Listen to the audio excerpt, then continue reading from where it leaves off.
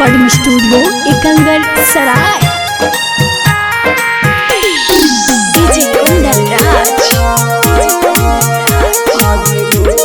Presented by किसका films. जहिया से शादी करके गेली तू ससुरवा नहीं हर के यारवा, आगे रोबोगे आगे नहीं हर के यारवा, आगे रोबोगे उठते सुतते तोड़ के खो जाओ नहीं हर के यारवा,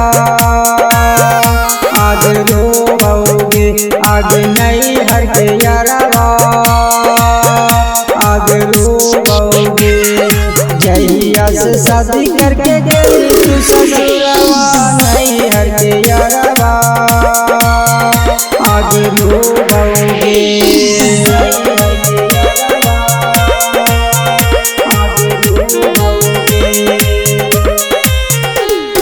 डीजे कुंदन राज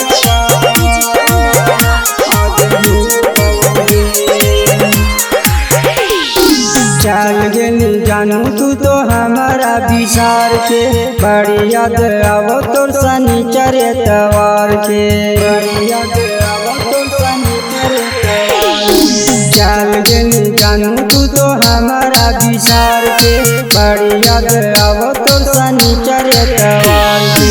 कितनो दिल के समझइयो तबो बर्दाश्त ना, आगे होबोगे जानू तोरे रहिया, आगे जो होगे। जहिया से शादी करके गेली तू ससुरवा नहीं हर के यारवा, आगे रोबोगे आगे नहीं हर के यारवा, बड़ी रोबोगे। डीजे कुंदन राज किसका रिकॉर्डिंग स्टूडियो एकंगर सराय। गिर जान मोरे हाथों से निकाल गे, कर्मा पंडितावा से कर दे निचाल गे, कर्मा पंडितावा से कर दे निचाल गे। गिर जान मोरे हाथों से निकाल गे, उल्टा पंडितावा से कर दे निचाल गे।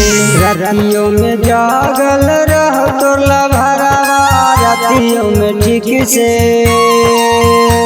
न सोबोगे जानू तोरे रहिया, आगे जो होगे।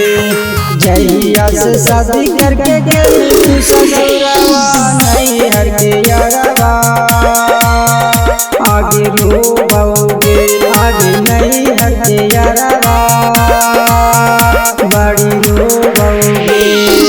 किसका रिकॉर्डिंग स्टूडियो एकंगर सराय।